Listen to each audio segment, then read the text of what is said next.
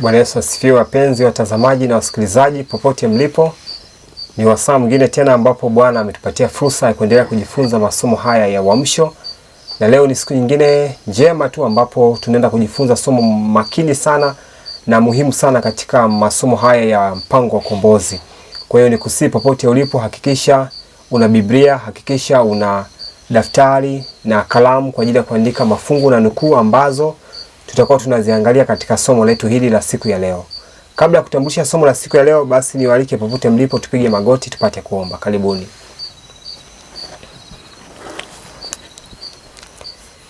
Baba yetu mtakatifu wa mbinguni, Baba mwenye upendo na huruma nyingi, tunakushukuru sana kwa nafasi hii ambayo umetupatia kuweza kujifunza somo hili la siku ya leo.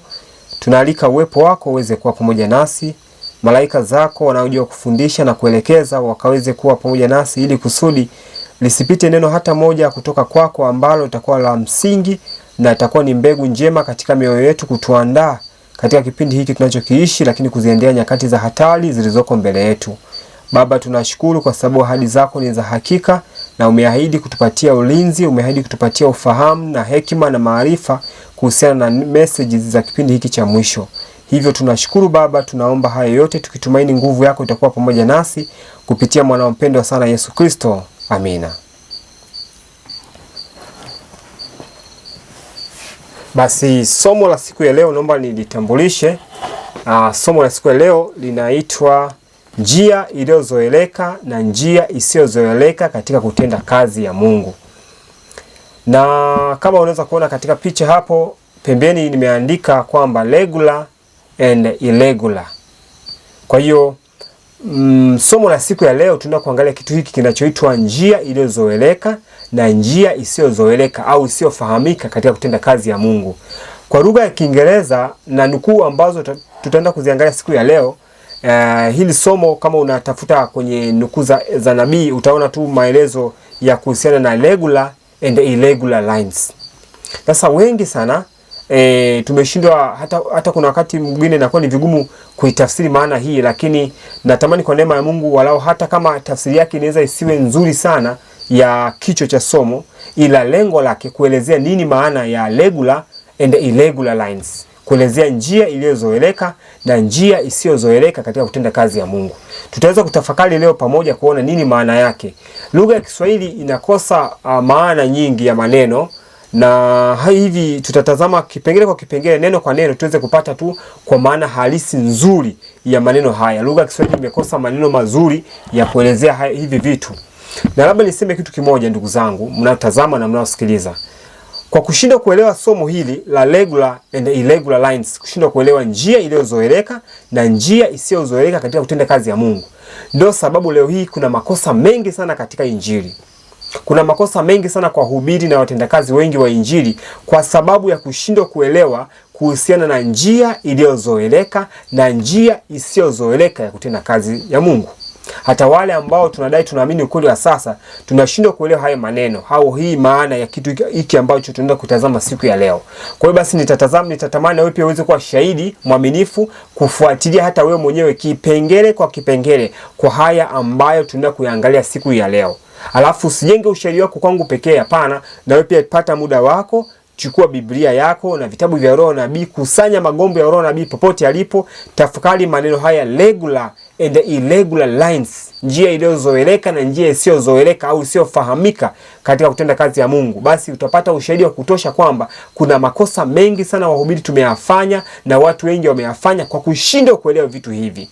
Na tukishindwa kuelewa kuhusiana na regular and irregular lines, tukishindwa kuelewa vitu hivi, kimsingi hatutaweza kumaliza kazi.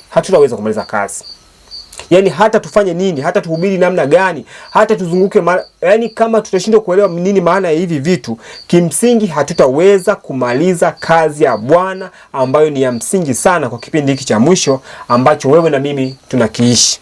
Sasa hiki ni kitu ambacho kuanzia katika Biblia, kuanzia kitabu cha Mwanzo hadi kitabu cha mwisho cha Ufunuo, hivi vitu vipo. Japokuwa havijaandikwa moja kwa moja kwenye Biblia regular and irregular, havijaandikwa moja kwa moja, lakini utendaji kazi wa namna hii popote katika maandiko upo. Kwa hiyo pote katika maandiko matakatifu hivi vitu utavikuta vipo na vimetumika mahali popote katika maandiko matakatifu, katika historia ya kanisa la Bwana tangu dhambi ilipoingia duniani hadi dhambi inapoenda kukomeshwa. Hivi vitu vimekuwa vikifanya kazi. Kwa hiyo tutaenda kutafakari hapa kwa uzuri tuweze kuona nini maana ya maneno haya.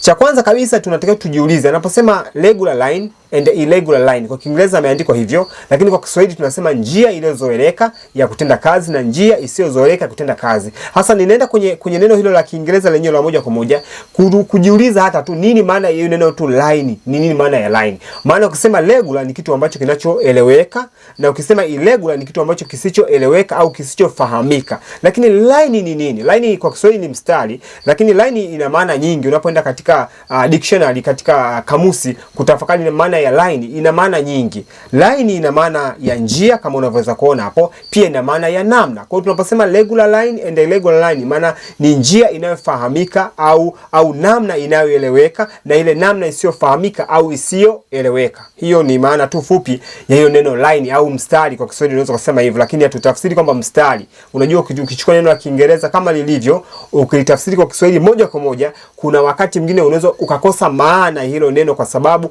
ukichukua neno hilo moja unaangalia na namna gani limetumika sehemu gani kuashiria nini. Sasa hapa ilivyotumika irregular line haimaanishi kwamba mstari unaoeleweka na mstari usioeleweka, ila ni namna au njia inayoeleweka na njia isiyoeleweka au kufahamika. Hiyo ni maana nzuri ambayo nitamani wote tuweze kuitafakari kwanza kabla ya kuanza kujifunza nini maana regular and irregular. Unajua kuna muda mwingi tunaweza kuvamia tu kwamba Bwana amesema kazi ifanyike hivi na hivi, lakini bila kuanza kutafakari nini maana hayo maneno yenyewe yaliyopo katika hiyo sentensi husika. Sasa nimesema hivyo kwa sababu natamani tuweze kuitafakari hii nukuu hapa inayopatikana katika kitabu cha Manuscript gombo la kwanza ukurasa wa 228.2. Na hizi nukuu za leo ambazo tunaweza kuzitafakari ndugu zangu ni za msingi sana kwa wale wote ambao wanajiita wanaamini ukweli wa leo. Hii nukuu ni ya msingi sana. Na hii nukuu ndugu zangu ni nukuu ambayo inatakiwa kutuongoza wale wote tunaoamini tuna ujumbe wa mwisho wa ole kwa ulimwengu ambao unapotea dhambini. Bila shaka lazima akili zetu zilengwe hapa. Kama tunatamani kuwa na umoja wa imani, kama tunatamani kuwa na umoja wa kutangaza ujumbe wa malaika watatu ulimwenguni, ni dhahiri kwamba hii nukuu lazima iweze kuwa katika damu zetu, katika akili zetu, katika maisha yetu, katika maneno yetu. Kila hubiri lazima lijengwe katika hii nukuu, ni ya msingi sana. Kwa hiyo kukubali na kukataa iko juu yetu sisi, lakini hii nukuu ni ya msingi sana. Na hii nukuu inaendana sambamba na somo hili ambalo tunaenda kulitafakari siku ya leo. Tukumbuke tu tumeweza kutazama mambo mbalimbali. Tumetazama kuhusiana na mfumo wa kanisa na tumetafakari kuhusiana na wale ambao watatamani kuimaliza kazi ya Bwana kipindi cha mwisho. Tunaamini wazi kwamba hawatakuwa chini ya mfumo.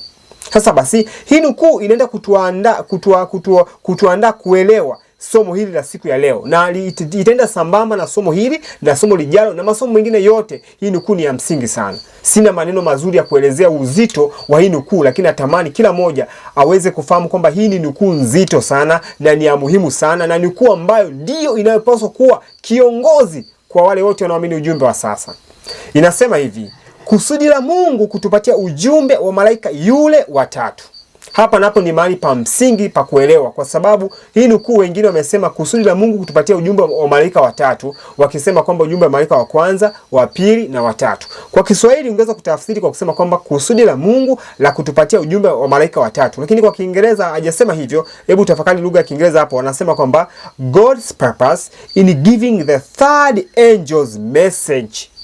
Anasema hivi: kusudi la Mungu kutupatia ujumbe wa malaika yule watatu. Hasa hapo unapaswa wewe na mimi twende tukatazame katika maandiko matakatifu, katika Biblia. Tujiulize, anaposema ujumbe wa malaika yule watatu unapatikana wapi? Ujumbe huu unapatikana katika kitabu cha Ufunuo sura ya 14 mstari ule wa 9. Lakini ujumbe wa malaika wote watatu tunaopata kuanzia mstari wa 6 hadi mstari wa 12. Lakini ujumbe wa malaika yule watatu ni kuanzia mstari ule wa 9, na malaika yule watatu anakuja kuonya dunia kuhusiana na mnyama, sanamu yake na chapa yake. Hivyo basi hapa tu katika hii nukuu, mwanzoni kabisa mwa hii nukuu, kila Mwadventista msabato ambaye anakiri anaamini ujumbe wa sasa wa mwisho anapaswa aelewe kuhusiana na mnyama, sanamu yake na chapa yake. haitoshi. Tunapaswa pia kwenda ndani kuweza kutafakari kuhusiana na namna ambavyo watu wataepuka chapa ya mnyama na mnyama mwenyewe na namba yake. Vyote hivyo tunapaswa kuvielewa. Sasa twende taratibu. Mpaka hapa ina maana hii nukuu inatuleta moja kwa moja kwenye kutafakari ujumbe wa malaika yule wa tatu, ambapo tunaonya kuhusiana na chapa ya mnyama, na sio jambo lingine isipokuwa ni kupitishwa kwa sheria Jumapili. Jumapili itakapokuwa imepitishwa kisheria, itakapokuwa imeshurutishwa kwa watu wa Mungu kuiabudu kama siku ya ibada, hapo tunaamini huu ujumbe huu utakuwa una matokeo yake, na huu ujumbe unapaswa kueleweka sasa na maandalizi yake, ili kusudi wakati huo wa tatizo utakapotokea, watu wa Mungu ambao walikuwa nakiri kuamini ujumbe wa malaika yule wa tatu waweze kutoa suluhisho kwa ulimwengu ambao unapotea dhambini. Lakini kwanza ujumbe huu, kabla ya kutusaidia sisi kwenda kabla ya kwenda kutoa onyo kwa wengine na kuwapatia suluhisho, lazima huu ujumbe kwanza ulete suluhisho kwenye maisha yetu. Ni wale tu ambao wanaweza wakasuluhisha matatizo yao ndio wanaoweza kusuluhisha matatizo ya wengine. Sasa tunaambiwa kusudi la Mungu kutupatia ujumbe wa malaika yule wa tatu kwa ulimwengu ni kuandaa watu kusimama kiukweli kwake au kiuaminifu kwake wakati wa hukumu ya upelelezi. Nukuu hii mpaka hapa inapopiga nukta, tunaonyeshwa wazi kwamba tumepewa ujumbe wa malaika yule wa tatu kwa lengo la kuandaa watu kusimama. Na tunapoambia kuandaa watu kusimama, tunawaandaa watu kusimama wakati wa hukumu ya upelelezi.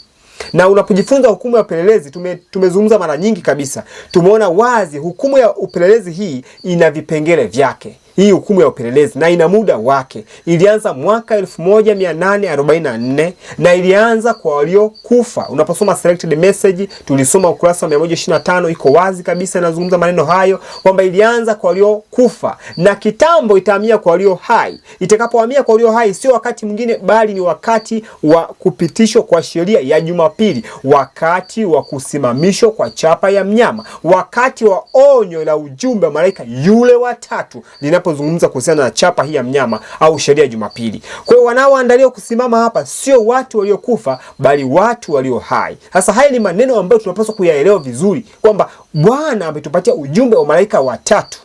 Tunapopewa ujumbe wa malaika watatu, lengo lake tuuchukue, tuuamini, tuweke kwenye maisha yetu, tutoe onyo kwa wengine, kwa lengo la kuandaa watu kusimama wakati sheria ya Jumapili itakapopitishwa. Kwa sababu sheria ya Jumapili itakapopitishwa, utakuwa ni wakati wa hukumu kuhamia kwa walio hai, na hukumu zote inaanza katika nyumba ya Bwana. Sasa tutaenda kusoma Ezekiel, tutatazama maneno wakati ujao, tutaona kwamba hii hukumu inapohamia kwa walio hai inaanza moja kwa moja kwa nyumba ya Bwana. Hata Mtume Petro anaandika, anasema kwamba wakati umefika wa hukumu kuanza, na hukumu hii inaanza kwetu sisi ambao tunaamini ujumbe, ambao ni Waadventista wa Sabato. Kwa hiyo ilianza mwaka 1844, ilianza katika nyumba ya Bwana kwa waliokufa. Kitambo nabii anasema na hakuna jua ni mapema kiasi gani itahamia, hizo kesi zitahamia kwa watu walio hai, na hata hivyo itakapohamia kwa walio hai ni walio hai kwanza ambao ni watu wa Mungu. Hii nukuu makini na ni muhimu sana. Tunaenda kwa ufupi, lakini nukuu nzito sana. Hata wewe unaweza ukatafakari kuona kumbe ni nukuu ambayo ni nzito sana. Hata hapa tunaambiwa wazi kwamba hadi tulipoishia kwamba kuandaa watu wake kusimama wakati wa hukumu ya upelelezi, watu walio hai, maana waliokufa hawezi kuandaliwa. Basi tunatakiwa kutafakari nukuu ya Pambano nukuu 488 ambayo inasema kwamba somo la patakatifu na hukumu ya upelelezi vinapaswa kueleweka vizuri na watu wa Mungu.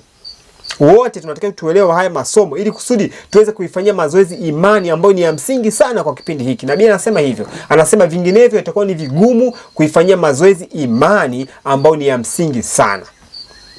Niko inaendelea mbele hapa, inasema hili ni kusudi ambapo, sasa sikiliza, kumbe lengo la ujumbe wa malaika yule watatu ni watu wa Mungu kuandaliwa kusimama.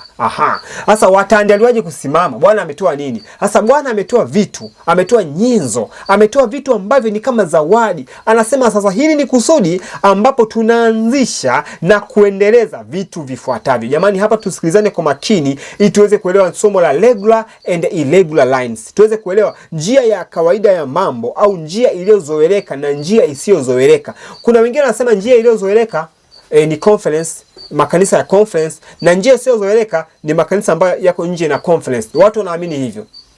Kuna watu wanasema kwamba tunapaswa kuanzisha makanisa mengine sasa, tusiende kusali makanisa haya ya General Conference, kwa sababu makanisa ya General Conference ni regular na makanisa yale ambayo hayako chini ya General Conference ni irregular. Wapo watu wanaamini hivyo. Kuna wengine wanasema tunapaswa kusalia nyumbani, ndio suluhisho la regular na irregular ni kusalia nyumbani, tusishiriki ibada za General Conference. Kuna watu wanaamini hivyo.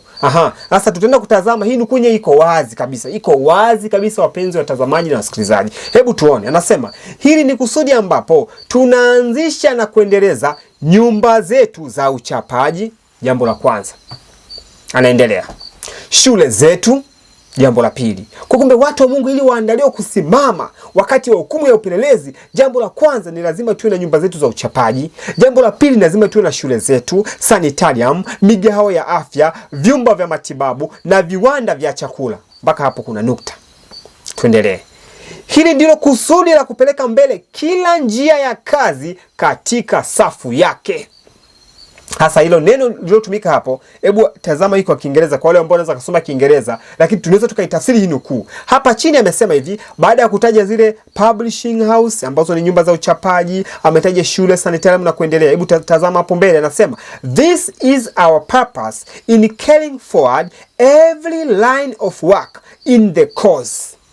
Every line, kila njia kwa Kiswahili ni hivyo, lakini kumbe sio hivyo. Kwa Kiswahili ni kwamba kila namna au kila, tunaweza tukasema hapo kila njia ya kazi, sio kila mstari, ila kila njia ya kazi. Kumbe maana yake ni kusema kwamba kuna kazi tumepewa, na hii kazi ambayo tumepewa kuna namna tunapaswa kuifanya, kuna njia ambazo tunapaswa kuzitumia kuikamilisha hii kazi. Sasa basi tumepewa sanitarium, tumepewa restaurant, migahawa, tumepewa sanitarium, tumepewa vyumba vya matibabu na mambo mengine mengi, kwa lengo tu la watu wa Mungu kuandaliwa kusimama. Basi hii ndio njia ambayo tunapaswa sisi kuitumia kuandaa watu kusimama, na njia nyingine yoyote inaweza kutumika iwe katika mlengo huu wa kuandaa watu kusimama. Sasa nina maswali ya msingi ambayo natamani tuweze kutafakari wewe na mimi, ndugu zangu, tunapotafakari hizi nukuu hii, tunapoitafakari na somo hili tunapolitafakari. Naomba tutazame hapo mbele kidogo. Sasa hebu tuone hapa. Hebu tazama katika hiyo picha hapo mbele. Katika hayo maelezo niliyotoa hapo. Hapa tunapaswa kujiuliza maswali yafuatayo. Kwa wale ambao nasema kwamba tunapaswa kuanzisha makanisa mengine. Unajua unaposema regular na irregular lines, unasema njia iliyozoeleka ya kazi na njia ambayo isiyozoeleka au isiyofahamika ya kazi. Ndugu zangu, hakuna mahali popote ambapo tunapaswa kuanzisha makanisa mengine tukasema kwamba hapo tunatenda kazi kwa njia ambayo Bwana anaruhusu. Hakuna kitu kama hicho. Kwa sababu hapa tumepewa vitu 6. Hivi vitu 6 ni kuna publishing house ambao ni nyumba za uchapaji, kuna shule zetu, kuna hizo sanitariums ambapo ni sehemu za matibabu hizo, kuna hizo migao ya kimatengenezo hapo au migao ya afya, kuna vyumba vya matibabu pamoja na viwanda vidogo vya chakula. Sasa ndugu zangu, katika hivi vitu vyote hapo, hayo sio makanisa. Yaani hata siku moja nyumba ya uchapaji haiwezi ikawa kanisa hata siku moja, lakini imetolewa kwa lengo la kuandaa watu kusimama. Hamna mahali popote ambapo tunapaswa kuanzisha makanisa mengine kwa lengo kwamba la kuandaa watu kusimama. Hakuna kitu kama hicho. Na hii tunapotafakari kwa makini, utagundua kwamba hivi vitu Bwana alihitaji viweze kuwa kwenye nyumba ya kila Mwadventista msabato. Na tunaposema shule zetu, sanitarium, sijui nini, vyote tunavyozungumzia hapa, hivi kwa ufupi tunazungumzia kwanza lazima ziwepo kanuni kwenye maisha ya Mwadventista msabato. Na kwa nini hajasema kanisa liwepo? Kwa nini hajasema tuanzishe makanisa? Kwa nini? Kwa sababu unaona uwazi tu kwamba kila tunatambua kwamba kanisa linajengwa na familia mbalimbali. Familia hii na hii na hii na hii.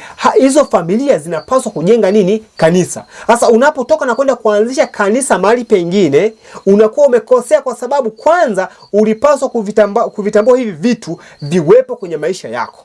Kama hivi vitu vitawepo kwenye maisha ya kila Mwadventista msabato, ni wazi kabisa watu wataandaliwa kusimama. Kwa sababu watu hao ambao tunasali nao kwenye makanisa, mwisho wa siku wanaenda kwenye majumba yao. Mwisho wa siku watakuja kwenye nyumba yako. Watakapofika kwenye nyumba yako wewe Mwadventista msabato, watapaswa waone, kuna publishing house, kuna nyumba ya uchapaji. Tunaposema nyumba ya uchapaji, si lazima kuwe na kitu ni jengo kubwa umelijenga. Jengo sio jambo la kwanza. Jambo la kwanza ni zile kanuni. Kanuni za uchapaji, na hii tunaposema publishing house kwa Kiswahili imetafsiriwa kama uchapaji, lakini publishing ni zaidi ya uchapaji. Hata Mwokozi pia alikuwa na kitu kinachoitwa publishing. Unakumbuka wakati amemponya yule mtu kule Decapoli, yule ndugu alienda, maandiko yanasema alienda alipublish, alitangaza injili. Kwa neno kupublish maana yake ni kutangaza. Hasa inategemea, unaweza kutangaza kwa njia ya maelezo yako mwenyewe.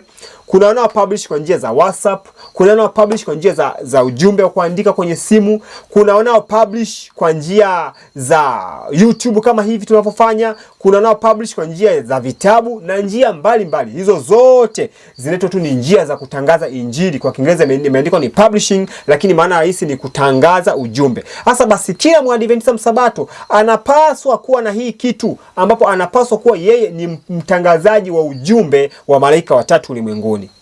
Lakini ndugu zangu, kabla ya kuwa mjumbe wa kutangaza ujumbe wa malaika watatu, lazima tujifunze kwanza ujumbe wenyewe ni nini. Hilo ni jambo la msingi. Lakini naambia lazima tuwe na shule zetu. Shule sio majengo, shule sio madawati, shule sio ubao. Shule ni kanuni kwanza. Mwokozi pia alikuwa na hiki kitu cha shule. Unatambua hivi, unagundua hivi vitu vyote ndugu zangu, hata Mwokozi alikuwa navyo. Alikuwa na hiyo utangazaji wa injili alikuwa nao Mwokozi, lakini pia Mwokozi alikuwa na shule. Kwa nini tunasema alikuwa na shule? Kwa sababu aliitwa mwalimu na alikuwa na wanafunzi. Kwa hiyo nyumba ya Mwadventista msabato yoyote inapaswa kuwa ni shule. Mtu akikutembelea kwako, akikaa kwako siku 7, anapaswa aondoke ameandaliwa kusimama na ameelewa ujumbe wa malaika watatu. Atafika kwako, atasikia ujumbe unatangaza, atasikia shule inafundishwa. Watoto wako nyumbani itapaswa wafundishe, wamjue Mungu wa mbinguni. Familia yako, kama ni baba wa familia, hakikisha mke wako anakuwa ni mwanafunzi. Kama mke wako sio mwanafunzi, wewe sio mwalimu na haufai kuwa mjumbe wa kipindi cha mwisho. Kwa kila baba wa familia anapaswa kuhakikisha kwamba yeye ni mwalimu kwa mke wake na watoto wake na wale wote walioko katika nyumba yake. Kama mtu hajafanikiwa kuwa na familia, basi ahakikishe yeye mwenyewe anajifunza, ni mwanafunzi, lakini pia anajifundisha na kuwafundisha wengine walioko katika nyumba yake. Lakini tunaambiwa hapa sanitarium. Sanitarium ni sehemu za matibabu. Tunaposema sanitarium, cha kwanza ni kanuni. Unajua kuna wengi sana wanafikiria tu haraka mtu akishapata milioni 20, milioni 50, anasema nikipata milioni 50 nafikiria kuwa na sanitarium. Na wengi sana nimewasikia wakisema hivyo, na wengi wanazungumza anasema kwamba bana, Mungu akinijalia natamani nijue mimi wito wangu ni nini. Mimi wito wangu ni shule, wito wangu mimi ni publishing, au wito wangu ni sanitarium, au ni mgahawa. Nikipata pesa naanzia mgahawa. Jamani, tunakosea sana hapo. Kila mmoja anapaswa kuwa na kanuni hizi zote kwenye maisha yake. Sasa basi, ukishaelewa ujumbe ni nini, kweli kabisa Bwana anaweza kuita kwa kiwango fulani. Unaweza kufanya mgahawa kwa ukubwa, unaweza kufanya sanitarium kwa ukubwa, lakini kabla ya kufanya hivyo lazima kanuni zingine zote ziweze kuwepo kwenye maisha ya kila mmoja. Tunaposema sanitarium, ina maana nyumba zetu zinapaswa kuwa sanitarium.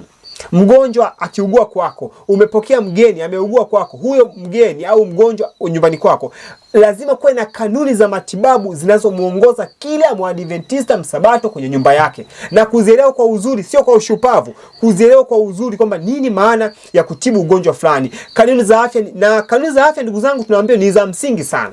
Kanuni 8 za afya ni za msingi sana. Lishe, mazoezi, lishe, maji, mazoezi, mwanga wa jua, pumziko, hewa, kiasi, kumwamini Mungu. Hivyo ni vitu vya msingi sana ambavyo tunapaswa kuvitafakari kwa upana sana.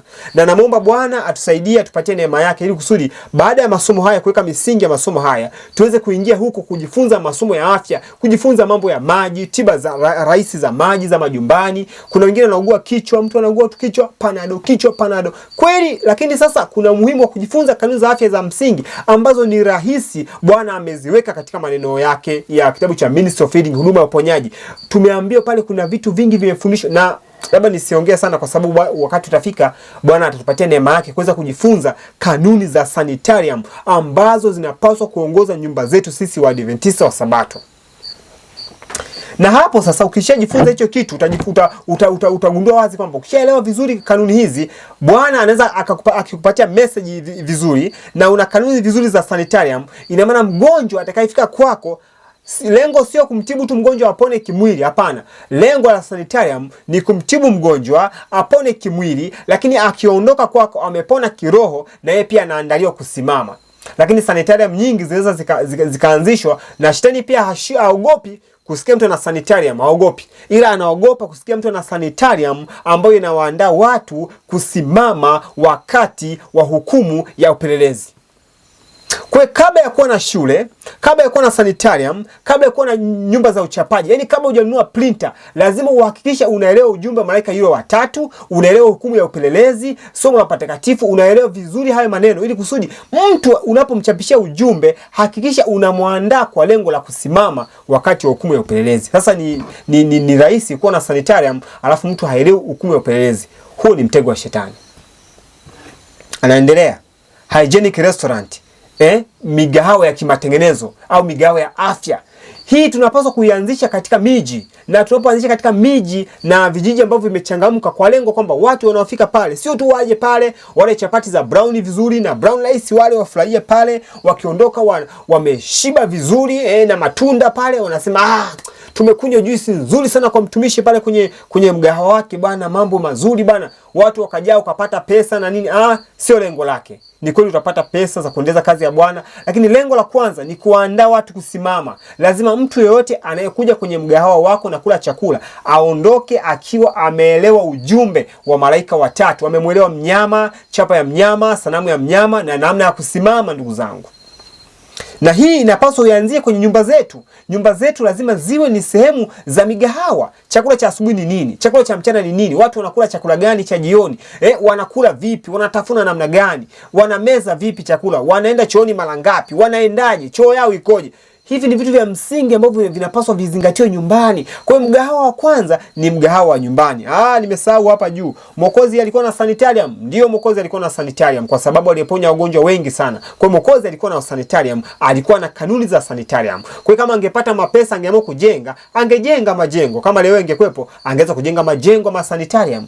Lakini pia Mwokozi alikuwa na migahawa, na ndio maana aliwalisha watu 5,000 bila kuhesabu wakina mama na watoto. Huo ulikuwa ni mgahawa.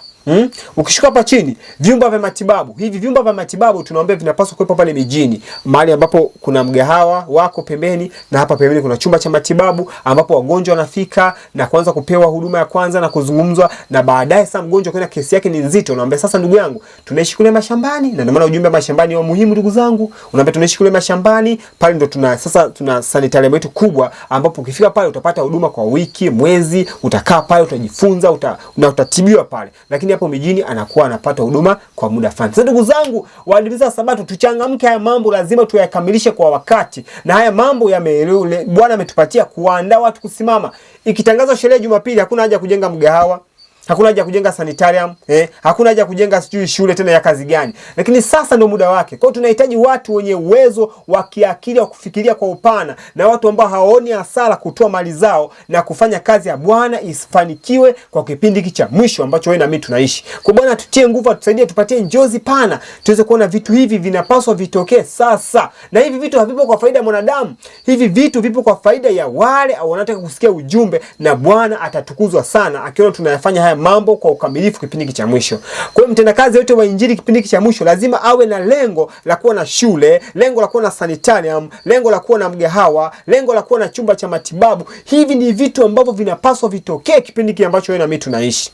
Na jambo lingine Bwana anasema lazima tuwe na food factories, viwanda vidogo vya chakula. Na usifikirie kuwa na kiwanda kikubwa kama cha Balesa. Sio lengo letu. Viwanda vidogo vya chakula vya kusindika vyakula. Matunda yameiva kwa msimu huu. Msimu ujao tunakosa matunda. Tunafanyaje? Tunakatakata matunda, tunayaanika, tunaweka hapa. Kuna watu wana elimu za kusindika vyakula, kusindika sijui nyanya na nini. Wakati ambapo vyakula hivi unakuwa huna, basi unaweza ukavitumia. Hivyo vyote ni viwanda vya chakula, na kuweza kuwa na ubunifu wa kubuni vyakula mbalimbali na utunzaji wake. Haya yote Bwana anatamani Waadventista wa Sabato tuweze kuyafahamu na kuyatendea kazi sasa, kuandaa watu kusimama. Sasa nimeongea mengi katika hayo, lakini ndugu zangu, kiufupi ni kwamba katika haya yote ambayo tumeyasema hapa, ina kitu cha mwisho ambacho ni viwanda vya chakula. Swali, Mwokozi pia alikuwa na hii kanuni ya viwanda vya chakula? Ndio, kwa sababu viwanda vya chakula kazi yake ni nini? Ni kutunza chakula sasa kitumike wakati ujao. Mwokozi alitoa kanuni alipoalisha watu 5,000, akamwambia kwamba hakikisheni hakipotei hata kipande kimoja, muvitunze hivyo, vingewasaidia watu wakati ujao. Kwa hiyo utunzaji wa vyakula hivyo ni muhimu sana. Nyumba nyingi leo watu wanakula vyakula vinabaki, wanamwaga, wengine wanasema hatuwezi kurudia chakula tena. Hayo yote ni matatizo na kutokuelewa hivi vitu kwa makini. Na Bwana anahitaji watu wa Mungu waweze kuwa watu wa uchumi. Waweze kuwa watu wa uchumi. Chakula kimebaki, basi kione namna ya kukipasha. Kama kimeharibika, kesho ujiulize, kwa nini chakula kimeharibika? Tulipika chakula kingi. Mko watu wangapi? Tuko watu 6 kwenye familia.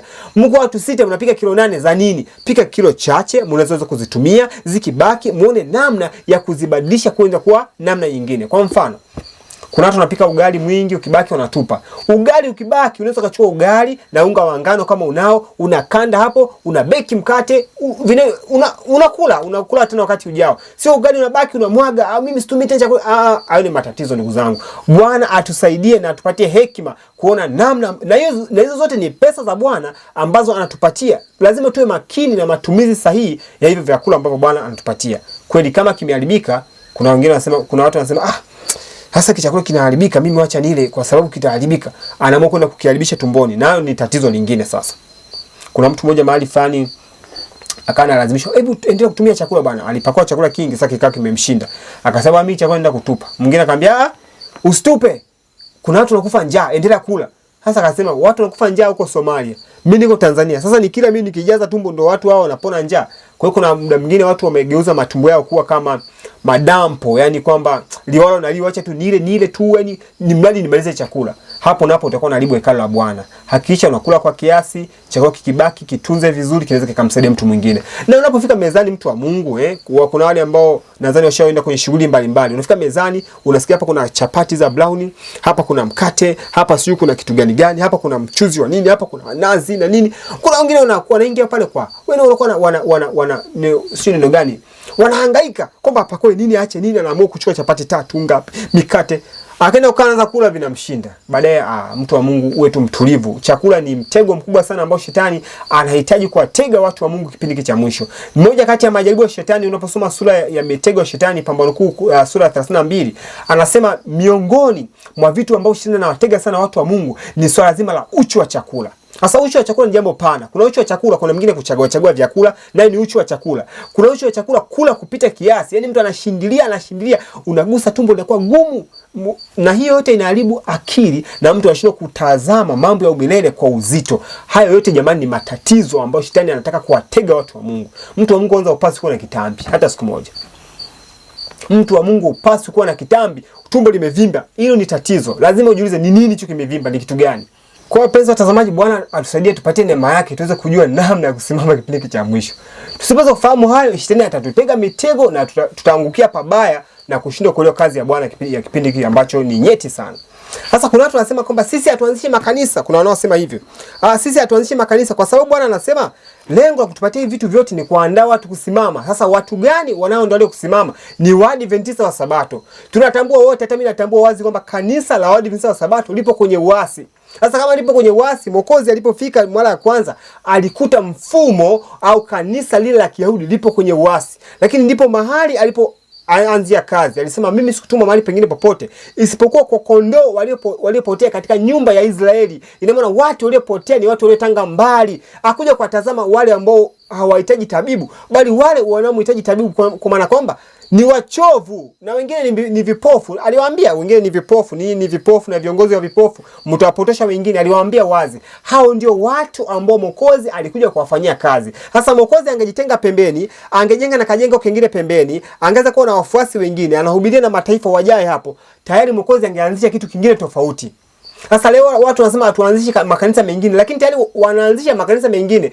Wanapotoka kwenye kanisa la General Conference, wanapenda kujenga makanisa mengine pembeni. Tayari hapo mshafanya kitu kingine. Bwana hakutuita tujenge makanisa, ila alituita tufanye kile ambacho kanisa alifanyi. Kwamba nini kanisa lipewa lifanye? Kanisa walipewa simamie shule, walipewa simamie sanitarium, restaurant, hiyo vigahawa na hivi vingine vitu ambavyo tunaviona hapa.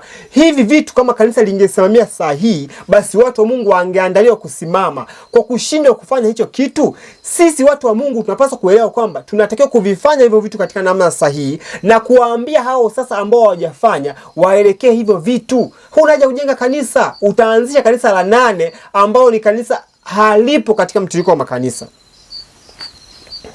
Sasa basi swali, ile gula ni nini? Tunawezaje kuiona katika maandiko matakatifu? Hebu twende sasa pamoja. Hii nukuu nzuri sana inapatikana kitabu kile cha COL, yani lulu za uzima, au wengine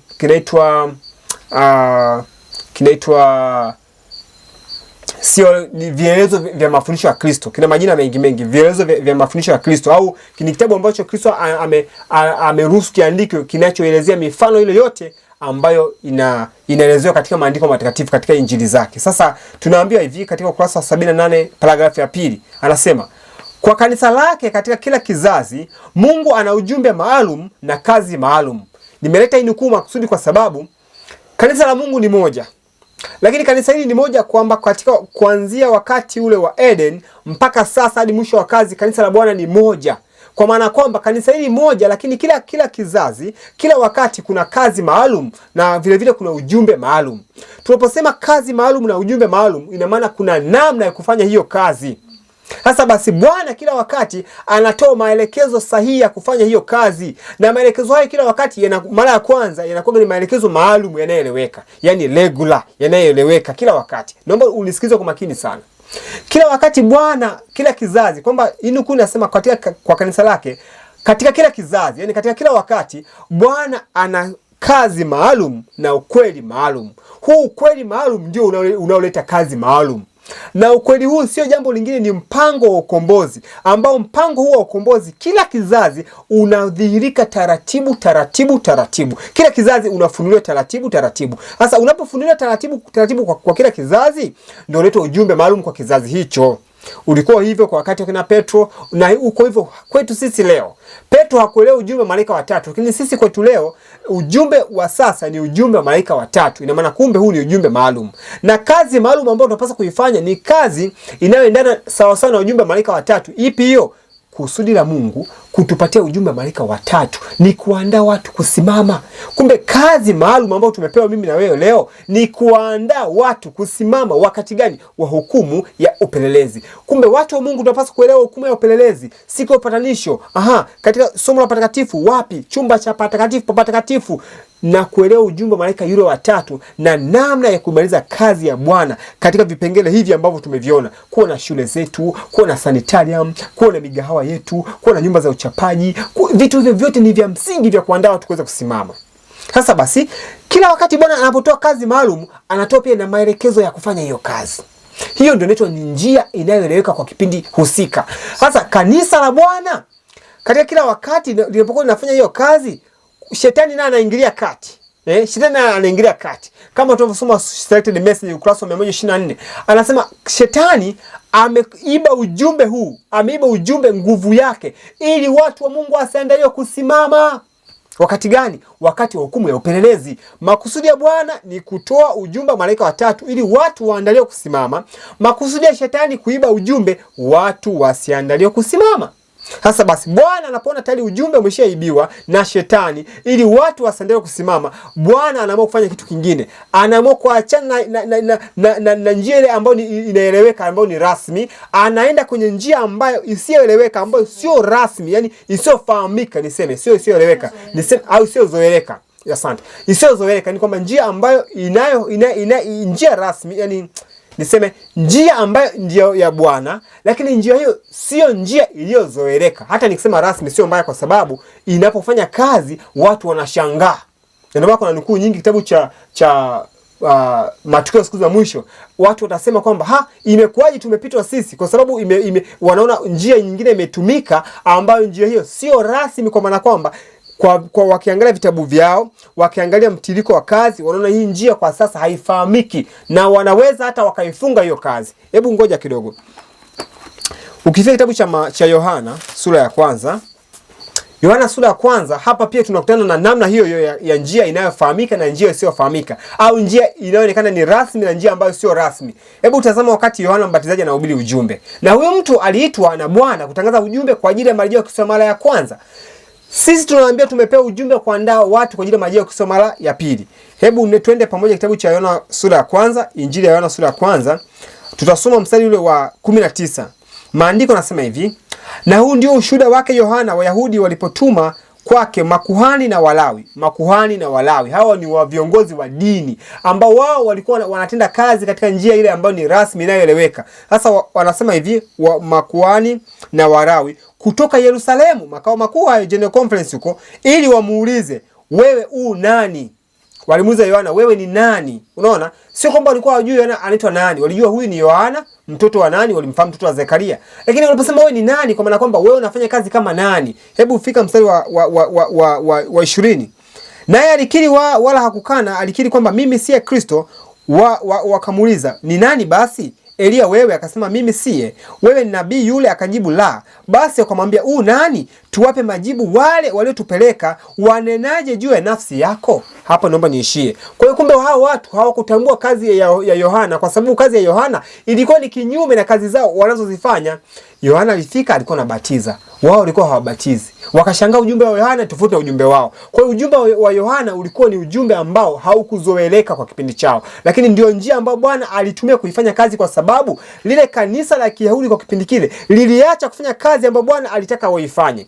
Hii nukuu inasema, kwa kanisa lake katika kila kizazi Mungu ana ujumbe maalumu na kazi maalumu. Ina maana pia Mungu atatumia njia maalumu, njia rasmi, na njia hii mara nyingi inakuwa sio njia iliyozoeleka, kwa sababu ile njia inayokuwa inazoeleka huwa wale watu wanaofanya kazi katika ile njia wanaacha kuifanya ile kazi. Hivyo Bwana anainua watendakazi ambao wanafanya kazi katika namna nyingine tofauti kabisa na mawazo ya watu. Na hii ndio mtiririko ambao tuliona hapo mwanzo, kwamba huu ni mtiririko wa kazi ambavyo inafanyika katika kanisa la Waadventista wa Sabato, kuanzia ngazi ya General Conference, Division, Union, Conference hadi makanisa mahalia. Kazi inafanyika kwa namna hii. Ina maana shetani naye, tulisoma hii nukuu inasema kwamba shetani kazi yake anaikita kule General Conference. Anapoenda kuvuruga General Conference, anahakikisha anavuruga kila kitu. Ataleta masomo mbalimbali, sio masomo ya uamsho, masomo ya uwakili, sio majuma ya elimu, majuma ya kazi, majuma mengi sana yanajaa. Na watu wanashindwa kuelewa kazi ni nini, kwa sababu wanafuata mtiririko wa General Conference. Conference imesema hiki, ni kweli, ni hicho. Mwisho siku watu wanashindwa kuendelea kusimama, kwa sababu shetani ameiba ujumbe wa malaika watatu, ameiba sehemu ya nguvu watu wasiendelee kusimama. Na hivyo shetani akianzia kule juu, Bwana anasema sasa tutaanzia huku chini. Watu wanakaa wapi? Kwenye familia zao. Twende utupeleke ujumbe kwenye familia. Familia zikiamka, makanisa yataamka, na usitegemee kanisa zima kuamka. Akiamka mmoja kwenye kanisa mmoja inatosha. Tunaambiwa wazi kwamba kuna mitaa mingine hakuna hata mmoja aliyekuwa ameamka. Hii inasikitisha sana. Mimi hanipi furaha wala anifanyi ni jambo la kulifurahia. Hapana, yanasikitisha mambo haya, kwa sababu mitaa mingine hatatoka hata mtu mmoja atakaendelea kusimama. Ndugu zangu, wewe na mimi tunafanya nini kujiandaa na kuandaa wengine kusimama? Anasema hapa, naomba nisome hii nukuu. Hii nukuu nimeweka katika lugha zote mbili, lugha ya Kiingereza na lugha ya Kiswahili. Anasema katika lugha ya Kiingereza, kwa wale ambao wanaweza kuelewa, anasema hivi: It is as hard today to break away from the regular lines as it was in Christ's day. Naomba ni tafsiri. Anasema hivi, ni vigumu leo kuachana na njia iliyozoeleka ya kutenda kazi kama ilivyokuwa katika siku za Kristo. Yaani wakati Kristo anakuja duniani kwa mara ya kwanza, alikuta watu wamejaa kichwani hapo njia zilizozoeleka za kazi, wakijua kwamba lazima waseme, Wayahudi hawa makuhani na marabi waseme, watufundishe kwenye shule zao, ndipo tutende kazi. Kwa hiyo Mwokozi alikuwa anataka kuvunja zile njia. Sasa ilikuwa ni vigumu sana kuwatoa watu huko. Watu waliaminishwa namna hiyo, na ni leo anasema nabii kwamba na ni vigumu pia kwetu leo kufanya yaani kuwatoa watu huko ni vigumu sana. Anaendelea, tumekuwa na nuru kubwa sana. Hapa kwa Kiingereza anasema hivi, we have had great light, let us not become narrow. Anasema tumekuwa na nuru kubwa sana, tusiwe finyu, tusiwe watu finyu wa mtazamo wa mambo. Anasema hivi, hebu tuvunje vifungo vinavyotufunga. Vifungo gani? Vifungo vya kuzoelea njia zilizozoeleka za kutenda kazi. Hata hichi ambacho nakifanya mimi leo hii, kuna watu wanasema huyu anahubiri kama nani? Alipaswa aende akasomea kwanza uchungaji. Akishasomea uchungaji sasa ndio aanze kuhubiri. Kwanza wanatakiwa kuhubiri ni wachungaji. Huko ni kukariri mambo ambako shetani amepandikiza kwenye mawazo ya watu kwamba anayehubiri lazima awe mchungaji. Huko ni kukaririshwa kwa vitu na vitu vingine vingi sana ambavyo siwezi kuvitaja sasa. Ni kwamba tu kwa sababu mtu ameshakaririshwa kuona wachungaji wanafanya hiki na hiki na hiki. Yaani hayo ni matatizo makubwa ambayo shetani ameweka hivi leo. Nukuu nyingine hii hapa. Anasema hivi: kanuni za Mungu, hii ni manuscript gombo la 20 kurasa 143.3. Anasema hivi: kanuni za Mungu ni kanuni pekee na salama kwa sisi kuzifuata. Kanuni za Mungu ni kanuni pekee tena salama kwa sisi kuzifuata. Ufarisayo ulikuwa umejaa utendaji kazi wa njia iliyozoeleka. Nasikia? Kwa hiyo ukienda wakati ule wa Mafarisayo ndio tunajua wale watu ndio walikuwa wakuu wa dini wa kipindi hicho. Na kanisa la Kiyahudi la kipindi hicho leo hii ndio kama kanisa la Waadventista wa Sabato, ambapo kanisa hili la Waadventista wa Sabato kuna viongozi hapa wa leo ambao ni wachungaji, ndio Mafarisayo wa leo. Sasa anasema kwa kipindi kile ule ufarisayo ndio ulikuwa umejaa hii kinachoitwa regular lines. Naomba nisome kwa Kiingereza. Anasema Phariseeism was filled with regular lines. Ufarisayo ndio ulikuwa umejaa na mambo ya regular lines. Ndio maana tunaambia Mwokozi kwa kipindi chake ilikuwa ni vigumu kuvunja hiyo njia, kwa sababu hao Mafarisayo waliwafundisha watu maneno mengi sana, na wakamwambia hata wengine kwamba watakao mkubali Kristo kama Masihi wangetengwa na masinagogi. Hao ni Mafarisayo walikuwa wamesema maneno hayo. Ni Wayahudi walisema maneno hayo. Hata leo hii watu wanaokubali ujumbe wa sasa wanaambia watafuta ushirika, watatengwa na masinagogi ya leo. Kwa sababu gani? Wamekalilishwa watu katika njia iliyozoeleka ya kutenda kazi ya Bwana. Hawajazoeleshwa kuambia kwamba kazi ya Bwana sasa inapaswa kufanya hivi na hivi na hivi. Na ikifanyika hivyo watu wanasema hao ni waasi. Sasa wanaasi nini? Wanaasi kanisa, unamwasi Bwana. Watu wanaasi mafundisho ya kanisa. Ukimwasi Bwana ina maana utaasi kazi yake, utaasi namna ya kutenda kazi. Lakini usimwasi Bwana. Ni heri kuasi mafundisho ya kanisa kuliko kumwasi Bwana. Naona naeleweka kwa sababu kuna mara nyingi tulizungumza haya maneno. Ufarisayo ulikuwa umejaa utendaji kazi wa njia iliyozoeleka, lakini walikuwa wamepofushwa na kanuni za haki ambazo Mungu alikuwa amezitangaza. Walikuwa wamepofushwa, wakazoea kwamba hivi wakakaza vichwa katika mtazamo huo. Kwa hiyo tukisema regular lines, ndugu zangu, au njia zilizozoeleka ni zile za Ufarisayo na ndio za Mafarisayo wa leo, ambapo hizo zimepofusha watu kutoka kwenye kanuni za haki ambazo Bwana anahitaji tuweze kuzielewa. Anasema hapa mwishoni, nukuu, naomba nisome makini na ni ya muhimu sana. Hii si ya tafsiri, naomba tuitafsiri kipengele kwa kipengele. Anasema hivi: the time has come when we should hear less in favor of the regular lines.